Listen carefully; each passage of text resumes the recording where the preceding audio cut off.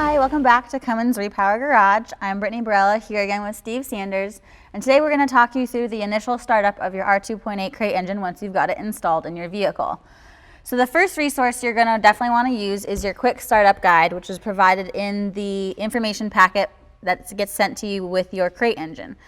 In here are all the instructions that you're going to need for that very first startup, so including fluid fill, idle instructions, everything you need. So if you read nothing else, please read this quick start guide. Make sure you understand everything in there. First thing to note is that your engine does not come with any fluids in it. It's hot tested at the factory and then drained for shipping. So you're going to need to add back in coolant and oil before you start it up. For coolant, we recommend Fleet Guard Complete.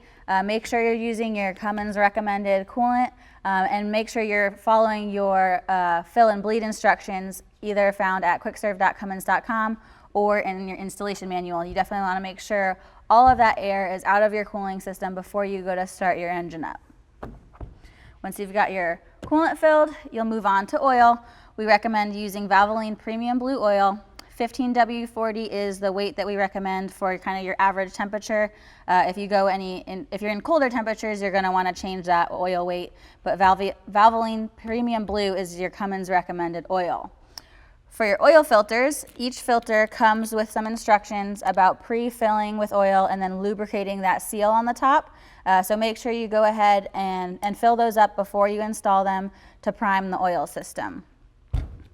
For your fuel system, we also have those same instructions on our fuel filter. However, typically this fuel filter is used in a system that has a secondary filter. And so when you fill this up with your fuel, it has a second filter that can catch any debris that gets added into the system. Since our system does not have the second filter and this is your primary fuel filter, you don't want to go ahead and pre-fill this. You just will add that in dry, but do lubricate that seal before you install it on your filter head. Since you're not pre-filling this, you do want to prime the fuel system using this hand pump. So you can unscrew this, prime the fuel system, and then screw it back in. A couple other things to note about fuel. So all of our testing has been done with ultra low sulfur diesel. So we recommend that you do use that if it's available. We do have some kits for upfitting for high sulfur diesel, so talk to your local Cummins distributor if that's something you're interested in and you're in an area that you cannot get the ultra low sulfur. If you're in a cold climate, look into getting a winter blend fuel. Number 2 diesel is good down to about 32F, and if you go any colder than that, you'll want to make sure you're using a blend of number 1 and number 2. And if you get really cold, well below 0, look into getting number 1 diesel fuel straight. The last thing about fuel is we have tested all of our engines to B20, so if you're looking at using biodiesel blends, keep it below B20. We don't recommend going into any higher concentration of that biodiesel. Last fluid to note is your power steering, so make sure you're filling up your power steering reservoir and properly purging that system of any air as well.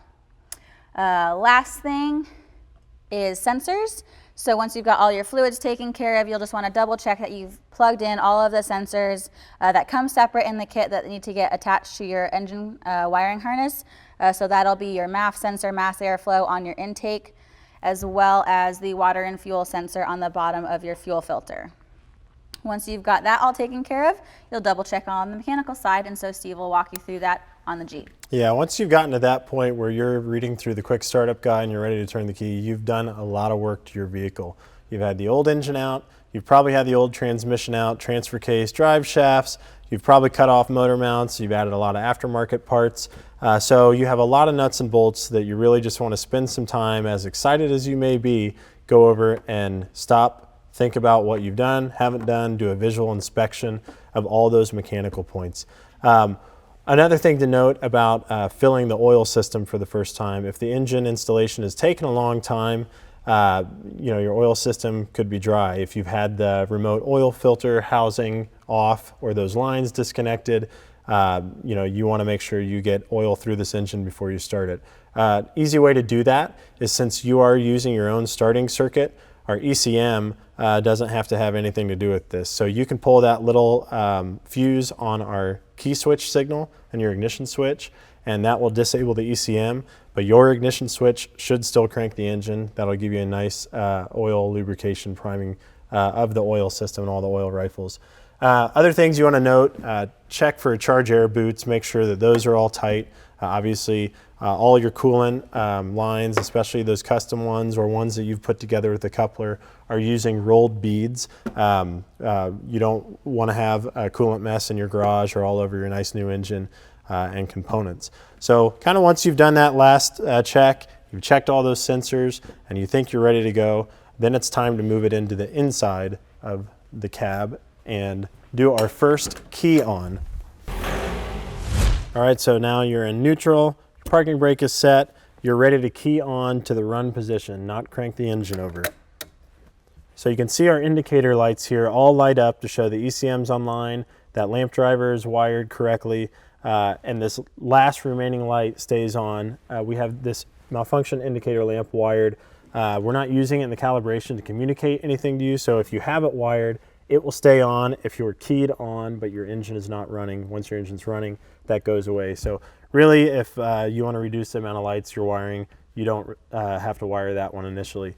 We don't have any active faults on our Murphy gauge, so our indicator light for our warning is not illuminated in either position. We don't have a stop engine light. If you have either of those present, you really want to take that SPN code, go to Quick Serve, figure out what it is, make sure it's not something that could damage your engine if you try to proceed with a startup. The other light to pay attention to, and the Murphy gauge will not communicate this, is a wait to start lamp. So if you're in the middle of your winter break trying to get this install done, your shop doesn't have heat and it's cold, that wait to start lamp will come on. You will be cycling a grid heater and you'll want to wait for that lamp to turn off before you actually try to start your engine. So now we have no active faults, nothing to worry about here.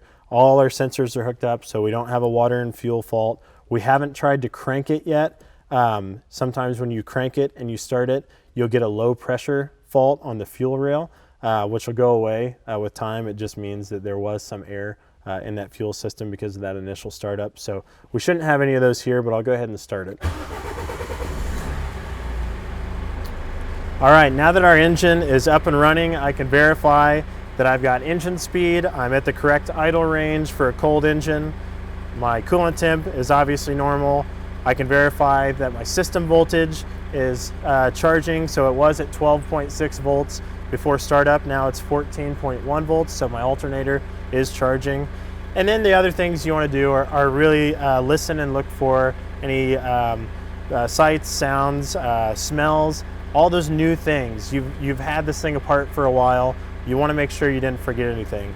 I've got Brittany under the hood. She's doing a visual inspection to make sure there are no fluid leaks anywhere, or she can't hear any boot leaks or anything like that, boost going through the charge air boots. She's doing a white paper test. This is a high pressure fuel system on this turbo diesel. You don't want to do that leak test with your hand, because if there is a leak, it's going to impregnate your hand with diesel, and that's bad news. So she took a white piece of paper. She can kind of go around the high pressure fuel rail, the high pressure injector lines, the high pressure fuel pump, and make sure there's no fuel vapor showing up on that. If there is, shut the engine off, figure out what's going on, but keep your hands out of there. Any of this under hood stuff you're doing, especially for your first startup, safety glasses, gloves, you're dealing with a lot of moving parts, a mechanical fan that's already moving, or an electric fan that could kick on anytime. So be smart about it. Use common sense here. Once you've verified that you don't have any of those issues, you don't have any leaks or anything, you want your engine to warm up for about 3 to 5 minutes. You want that thermostat to open. It's a diesel, that can take a while because they do run cool. So go ahead and start to do some RPM sweeps. Don't mash the pedal down a bunch, just nice gradual sweeps. You know, get that coolant flowing a little more, get that oil pressure up there. And you know, if you're doing your power steering for the first time, take that cap off, go lock to lock, purge all the air out of the bubbles, or out of the reservoir like Brittany was talking about. So now we're good. We know this engine's broken in. We know we don't have any leaks. But if it were the first time, what you'd want to do is key off, and you want to still check for leaks. When you key off, your coolant system can build up pressure. And if you've not seated one of your hoses correctly, or you didn't do a connection with a rolled bead fitting or anything like that, that's when that problem can really show itself. You don't want to blow a radiator hose off, 3 minutes after you've walked away from your vehicle and you're high-fiving your friends that you got your installation done, only to come back out in the garage and show them this massive coolant mess and steaminess. Trust me, you don't want to do that. So now that we're all done here, let's go back out. So that's a wrap for our startup instructions for your R2.8. Congratulations on getting it fully installed and running. It's a big feat and worth celebrating. So like I said at the beginning, if you haven't done so already, look at your quick startup guide that you get in your information packet. Look at quickserve.cummins.com if there's anything included in here that you're unfamiliar with or unsure of, and visit cumminsrepower.com if you're ready to purchase your crate engine. We hope you guys liked our installation guide overview here at Cummins Repower Garage.